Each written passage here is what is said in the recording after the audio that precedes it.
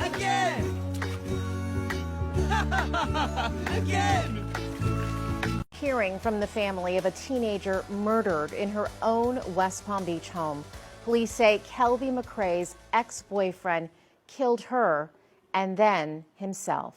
Good evening. I'm Felicia Rodriguez. Thank you for joining us now at 10. It is a story we first told you about as breaking news last night at 11. Ari Height spoke with that young woman's family earlier tonight. He joins us live in West Palm Beach. And Ari, as much as they're hurting, they say they refuse to be sad. Yeah, this family is showing remarkable strength, Felicia. They tell me they will not spend one moment mourning Kelvi McCray's death. They say they will instead focus all their energies on celebrating her life. March 6, 2024, 9:40 p.m. 18-year-old Kelvi McCray sat in her family's kitchen, laughing with three of her closest friends on a FaceTime call. She was eating a cheeseburger her mother had just bought for her, sharing stories about her day, completely relaxed in the comfort of her own home. Her friends could see her bright smile, hear her infectious laugh. It was just another ordinary Tuesday night. But in less than 30 seconds, those same friends would become witnesses to her brutal murder. They would watch helplessly through their phone screens as someone entered that kitchen and opened fire. They would hear the gunshots. They would see their friend collapse. And one of them would immediately call 911, their voice shaking as they tried to explain the unthinkable horror they had just witnessed live. Have you ever seen something through a screen that changed your life forever? Something so shocking that it replays in your mind every single day? Let me know in the comments, because what happened to these three friends that night will haunt them for the rest of their lives. This is the story of Kelvi McCray, a young woman whose death exposed devastating failures in our system and ultimately changed domestic violence laws across Florida. But this wasn't a random attack. This wasn't a stranger breaking into her home. The person who killed Kelvi was someone who claimed to love her, someone who had proposed to her, someone who was living under her family's roof. The warning signs were everywhere. The danger was documented. Help was requested. The system had 24 hours to save her life. 24 crucial hours between the moment Kelvi called 911 begging for protection and the moment she died in that kitchen, and they failed her. By the end of this video, you'll understand exactly how those failures led to new laws designed to protect future victims. You'll learn the red flags that everyone around Kelvi recognized, but that our system ignored. And you'll discover why this case became the catalyst for the most significant domestic violence policy changes Florida has seen in decades. But first, let me tell you who Kelvi McCray really was, because she was so much more than just another tragic headline. Welcome back to True Crime Autopsy. Let us say a prayer for all viewers to stay safe out there. Hit that subscribe button and ring the bell right now, because this gets so much worse than you think. Comment below right now.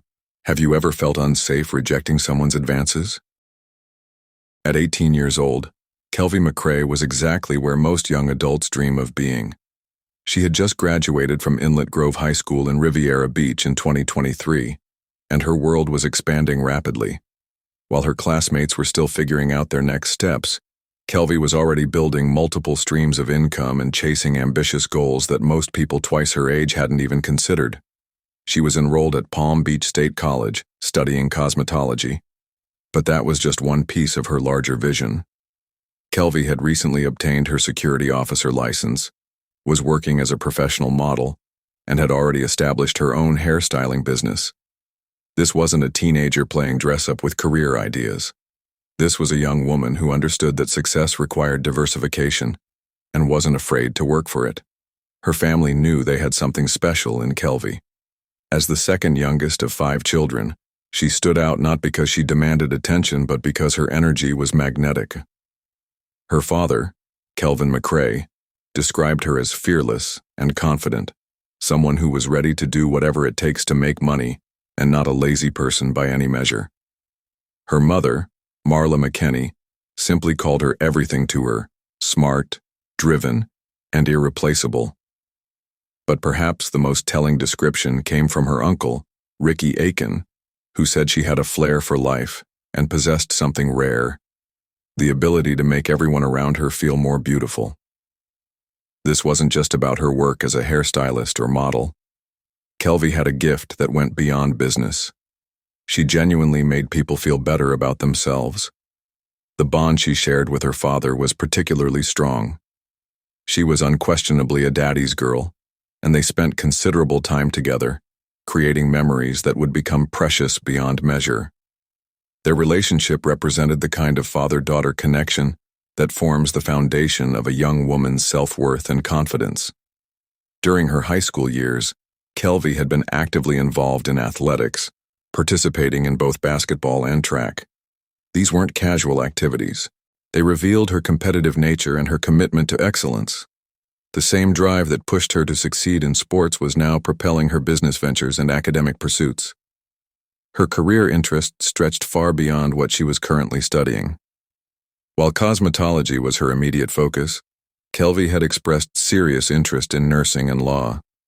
This wasn't the scattered thinking of an indecisive teenager. This was a young woman who understood that her potential was limitless and wasn't willing to box herself into a single career path. The entrepreneurial business she had already launched demonstrated her practical understanding of building wealth. She wasn't waiting for someone to give her opportunities, she was creating them. Her clients loved her work, and word of mouth was bringing her steady business growth. What made Kelvi remarkable wasn't just her ambition, though. It was how she balanced that drive with genuine care for others. Friends and family consistently mentioned her desire to help other young women feel beautiful and confident. She had found a way to build a business around lifting others up, which spoke to her character in ways that went far beyond professional success. Her social media presence reflected someone who was enjoying life while staying focused on her goals. She posted about her work, her achievements, and the normal experiences of being 18, time with friends, family celebrations, and the excitement of building something meaningful. By early 2024, Kelvi's life trajectory was pointing steadily upward. She was making money, gaining experience in multiple fields, building professional relationships, and laying the groundwork for what promised to be an extraordinary future. Her family watched with pride as she navigated early adulthood with wisdom beyond her years. But there was someone in her life who was becoming increasingly uncomfortable with her independence and success. Someone who had been watching her growth with growing resentment rather than pride. Someone who was beginning to view her achievements not as something to celebrate, but as a threat to their control over her life. What dreams were you chasing at 18? Drop them in the comments. Kelvi would have loved reading about your ambitions. So who was this young man that captured Kelvi's heart? Keisean Shaw was 19 years old, just 1 year older than Kelvi, and for over a year they seemed to be living the teenage dream that everyone envied. Their relationship had all the hallmarks of young love that makes parents smile and friends jealous. They went to prom together, and those photos were everything you'd expect from a fairy tale romance. Kelvi looked radiant in her dress. Shaw looked handsome in his tuxedo, and they both had that glow that only comes when you think you found your person. Their social media told the story that everyone wanted to believe. Post after post showed them at different events, celebrating birthdays, going on dates, sharing those quiet moments that couples treasure. Friends and family members would comment on how cute they looked together, how perfect they seemed for each other. Kelvi's family embraced Shaw completely, so much so that he wasn't just dating their daughter, he was living in their home.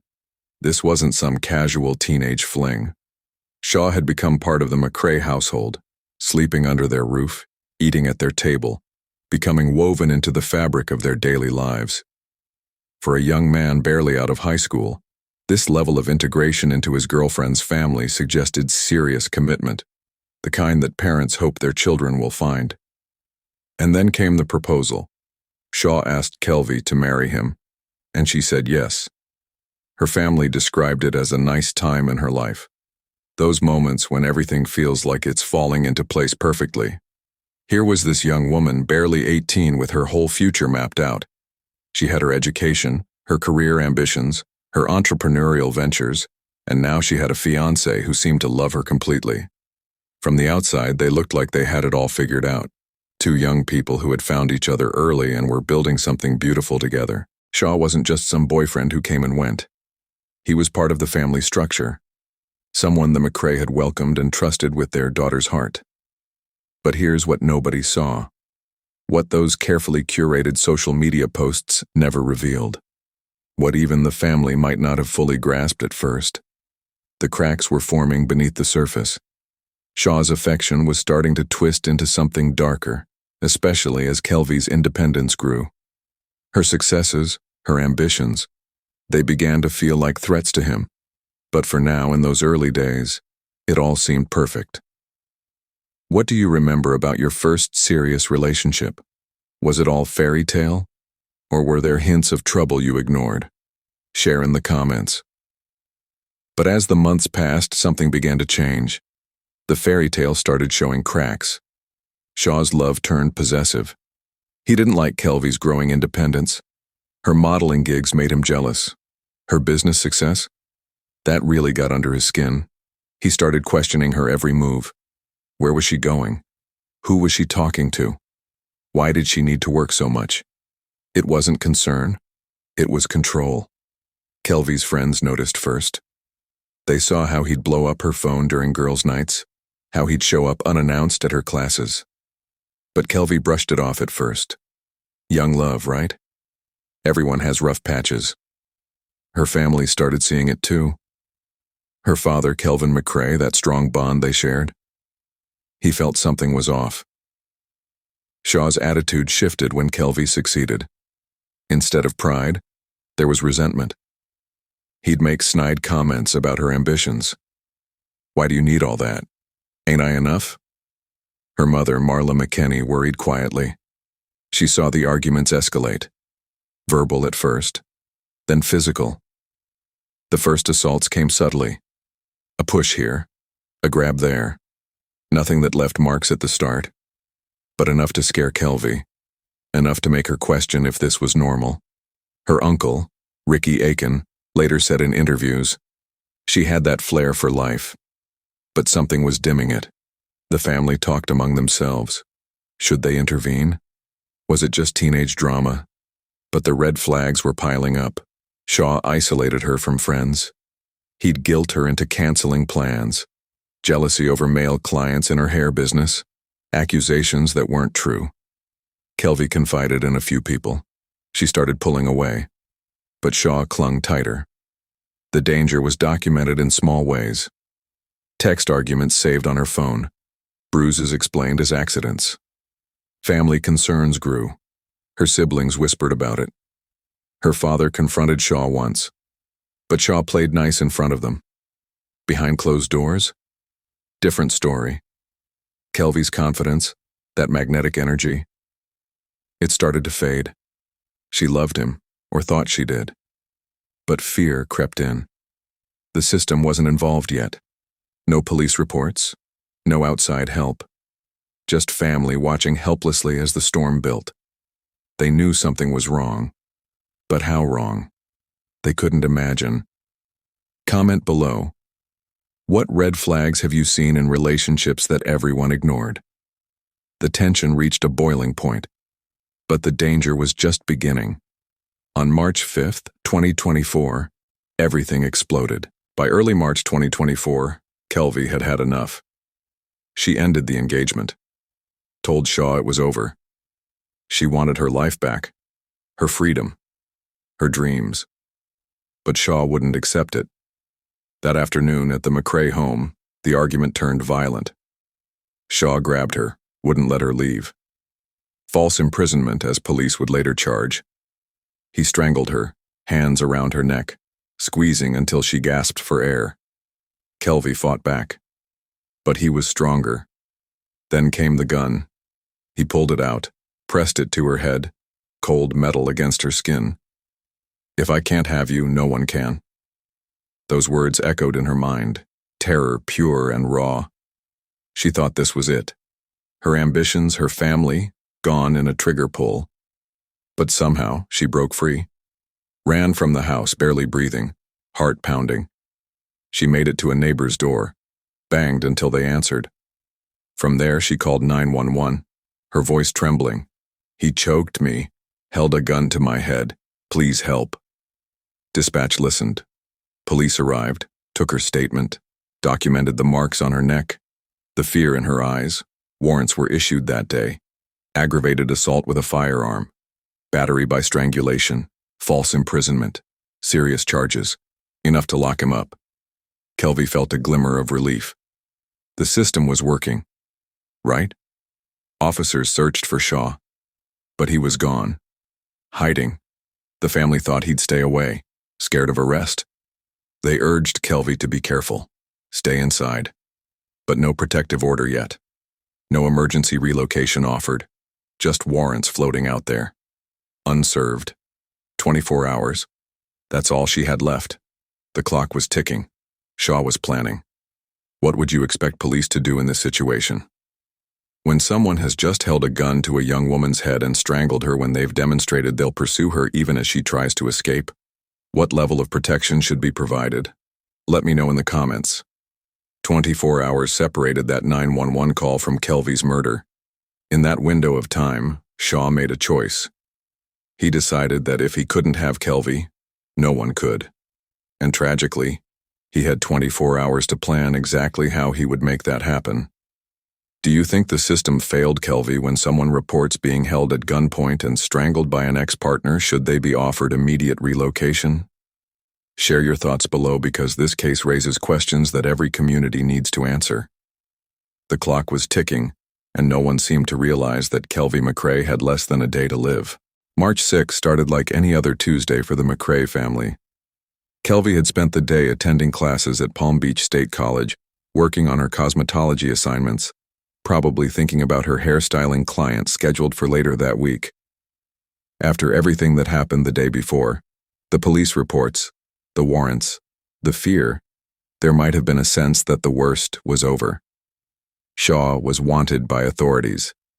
Surely he wouldn't be foolish enough to come back now. But that evening, Kelvi found herself in the most ordinary of places, her family's kitchen.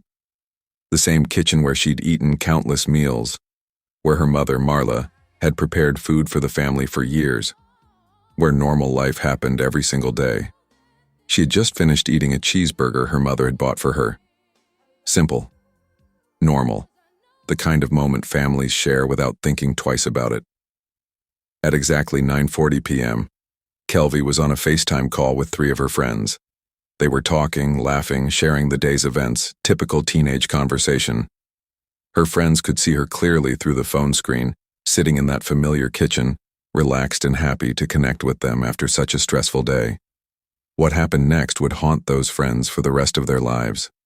Keisean Shaw entered the home. How he got inside remains unknown. Investigators never determined whether he forced entry or had access through some other means. But he was there, and he was armed. Without warning, without words, Shaw opened fire. Multiple gunshots rang through the McCray home. Kelvi was hit in the head, neck, and back. The attack was swift, brutal, and gave her no opportunity to escape, no chance to defend herself, no time to call for help. Her 3 friends watched it all happen live through their phone screens. They saw their friend's life end in real time, helpless to do anything but scream and call for help. One of them immediately dialed 911, their voice shaking as they tried to explain what they had just witnessed to the emergency operator. Within moments, Kelvi's mother, Marla McKenney, was making her own frantic call to 911. The panic in her voice was raw, desperate as she tried to process what had just occurred in her own home. Can you imagine witnessing something like this through a screen? How would you have reacted? Tell me in the comments. The horror didn't end with the gunshots. Kelvi lay there wounded, her bright future slipping away in seconds. The friends' screams echoed through the phone. The kitchen, once a place of family warmth, now a scene of unimaginable violence. No one could have predicted this ordinary Tuesday would end in blood and loss. The emotional weight crushed everyone involved. Those friends, seeing their vibrant, ambitious Kelvi collapse, it replayed in their minds, a nightmare on loop. Marla's 911 call captured the raw grief of a mother facing the unthinkable. My daughter, Sh0t, please come quick. Every second felt eternal. The system that failed her the day before now raced against time. But for Kelvi, time was running out. Her dreams of nursing, law, building her empire, shattered by bullets. The suspense of that entry, the sudden fire, it exposed how fragile safety can be, even at home. When police arrived at the scene, they discovered Shaw in the living room with a self-inflicted gunshot wound to the head. He had made the final decision of his life. If he couldn't have Kelvi, no one could, and he wouldn't face the consequences of his actions. Kelvi was rushed to St. Mary's Medical Center, but it was too late. She was pronounced dead approximately 30 minutes after the attack. Shaw initially survived his self-inflicted wound and was formally charged with first-degree murder on the morning of March 7th. However, he succumbed to his injuries later that same afternoon. The case was officially classified as a murder-suicide, clinical terminology that could never capture the devastation left behind or the lives destroyed in those terrible minutes. For Kelvi's family, the investigation that followed would raise more questions than answers. How had Shaw accessed their home? Why hadn't the warrants issued just 24 hours earlier prevented this tragedy? What could have been done differently? The 24-hour window between her desperate call for help and her murder represented a missed opportunity that would torment them forever. Kelvi's mother, Marla McKenney, later shared her raw pain. "I feel like my daughter called the wrong number." Her father, Kelvin McCray, grieved the daddy's girl he'd lost forever. The family gathered in shock, replaying the what-ifs. Why no forced entry signs? Did Shaw have a key still? Unanswered mysteries hung heavy. No internal police review announced. The suspense built. Was this preventable? Family statements poured out in media. They questioned the system's speed. Shaw was wanted yet free to strike. The grief mixed with anger. Siblings lost a sister. Uncle Ricky Aiken mourned her flair for life. The home, once full of laughter, now echoed with silence. These questions kept the pain fresh, suspense lingering even after death. For Kelvi's family, the investigation that followed would raise more questions than answers. How had Shaw accessed their home? Why hadn't the warrants issued just 24 hours earlier prevented this tragedy? What could have been done differently? The family's conviction was absolute. Their daughter's death could have been prevented. If Shaw had been taken into custody after the violent attack on March 5th, Kelvi would still be alive. The 24-hour window between her desperate call for help and her murder represented a missed opportunity that would torment them forever. But what happened next would surprise everyone who knew this family. In the face of unimaginable grief, the McCray family made an extraordinary choice. They refused to let Shaw's actions define how they remembered their daughter. Instead of drowning in the horror of how Kelvi died, they chose to celebrate the incredible life she had lived. Kelvi's uncle, Ricky Aiken, captured their remarkable approach in media interviews. "My family's rejoicing. We're rejoicing at the life that Kelvi lived. We're rejoicing at the impact she's made." This wasn't denial or an attempt to minimize their pain. Kelvi's mother, Marla McKenney, was brutally honest about her ongoing trauma. "I hear the shots every day. I see her on the floor every day. It's a pain that will never go away." Yet even through this devastating acknowledgement, she channeled her anguish into purpose. McKenney's mission became crystal clear. "I just don't want this to happen to another one. I don't want another Kelvi McCray." Her daughter's death would not be meaningless if it could prevent even one other family from experiencing the same devastation. 10 days after the tragedy on March 16th, family and friends of a teenager killed in West Palm Beach honoring her life tonight after police say Kelvi McCray was shot and killed by her ex-boyfriend. Hundreds of her friends and family came together on Singer Island. Our Joe Lopez was there as loved ones gathered tonight. hundreds of family members, friends, and community members gathered at Riviera Beach Municipal Beach Park for a vigil that perfectly captured Kelvi's spirit. Everyone wore pink and purple, Kelvi's favorite colors, transforming the beachside gathering into a celebration of her vibrant personality. The community response extended far beyond that single evening. Local domestic violence organizations reported significant increases in their hotline calls. Women who had been suffering in silence found courage in Kelvi's story. The tragedy had become a catalyst for conversations that might save other lives. The family expressed hope that perhaps some good could emerge from their devastating loss. Maybe a woman trapped in an abusive relationship would see what happened to Kelvi and find the strength to leave. Maybe they would seek help from organizations equipped to keep them safe. How would you honor someone's memory after such a tragedy? Share your thoughts in the comments. But their fight was far from over. The McCray family's pain pointed directly at systemic failures. West Palm Beach police had issued warrants on March 5, 2024, for Keisean Shaw after Kelvi's assault report, aggravated assault with a firearm, battery by strangulation, false imprisonment, serious charges. Yet, no arrest followed. Why? No clear explanation. Officers cited resource shortages, high call volumes, 17,067 domestic violence cases in Palm Beach County that year. But Kelvi's family saw negligence. The 911 call documented her terror. A gun to her head, strangling marks. Why no immediate action? No protective order issued, no relocation offered. The 24-hour gap became a glaring lapse. Kelvi's mother, Marla McKinney, demanded answers.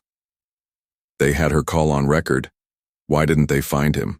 In April 2024, the family planned a lawsuit against the department, seeking body camera footage, 911 logs.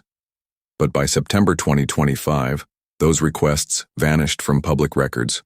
No updates. No internal investigation announced. The case faded from headlines, leaving a legal limbo. Were files buried? Was accountability dodged? The suspense lingers. Shaw entered freely. Did he still have a key? No forced entry noted. Police claimed diligence, but evidence suggests otherwise. What warning signs did they miss? How can a system fail so completely? Comment below. Should officers face consequences for this?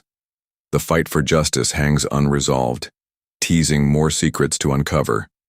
Kelvi McCray's death didn't end with that March night. Her case became the catalyst that forced Florida lawmakers to confront the deadly gaps in their system. Just 4 months after her murder, the Gabby Petito Act became law on July 1, 2024. This legislation mandates that every single domestic violence call now requires officers to conduct lethality assessments. No more missed opportunities. No more cases like Kelvi's slipping through cracks. The assessments use 12 evidence-based questions. Did the aggressor use a weapon, threaten to kill, choke you, have a gun, control your daily life? These questions aim to spot high-risk situations fast. Officers must complete training to use the form. Collaboration with the Florida Department of Law Enforcement, Sheriff's Association, and domestic violence advocates ensures proper implementation. The hope? Early intervention saves lives. Kelvi's story pushed this change. Her family's pain turned into policy. But the impact didn't stop there. 3 months later, on October 1, 2024, the Hope Card program launched. This new tool lets survivors carry a card with details of their protective court orders. Simple, effective. It helps police verify violations quickly, leading to faster arrests. No more barriers delaying justice. The program streamlines safety for those escaping abuse. Survivors like Ashley Wilson, a domestic violence advocate, say it could have helped her. She credits Kelvi's case for inspiring this lifeline. The Spring of Tampa Bay, a key supporter, reported that these changes are already making a difference. The ripple effect of one teenager's death was saving others. Palm Beach County saw domestic violence calls jump from 17,067 in 2024 to over 20,000 by August 2025. Safe Spaces hotline calls rose from 270 in June 2024 to 350 by July 2025. The National Domestic Violence Hotline noted increased contacts nationwide, linking it to Kelvi's story, gaining traction. New prevention programs emerged. YSAV began educating young people about recognizing dangerous relationships. The YWCA expanded services. AVDA added outreach efforts. Women suffering in silence found courage. Maybe they saw Kelvi's fate and decided to act. Maybe her loss gave them strength to leave. Kelvi wasn't just a victim. She was a force of life whose death changed laws and saved others. Her uncle, Ricky Aiken, captured her true legacy at her vigil. A beautiful young soul who was as intelligent as she was beautiful. Her mother, Marla McKinney, fights on. I hear the shots every day, but if it saves one life, it's worth it. Her father, Kelvin McCray, holds on to her memory. She was my daddy's girl. Now she's our guardian angel. The McCrays turned grief into action. Their rejoicing at her life sparked a movement. Communities rallied, hotlines buzzed, laws shifted. Kelvi's magnetic energy, that gift to lift others, lives on in every survivor she inspired. The emotional weight of her loss lingers. A teenager with dreams of nursing, law, and empire building, gone in seconds. Her family's hope battles their pain. But questions remain unanswered. The planned lawsuit against West Palm Beach police vanished by 2025. No body camera footage released, no 911 logs public. Accountability? Still elusive? What warning signs will you never ignore after hearing this story? How can we better protect victims like Kelvi? Share your solutions in the comments. If this moved you, like, share, comment your thoughts. Justice for Kelvi. May her light endure. Thanks for watching. Let us say a prayer for all viewers to stay safe out there. Subscribe for more stories that matter. Hit that notification bell. Keep the conversation going below.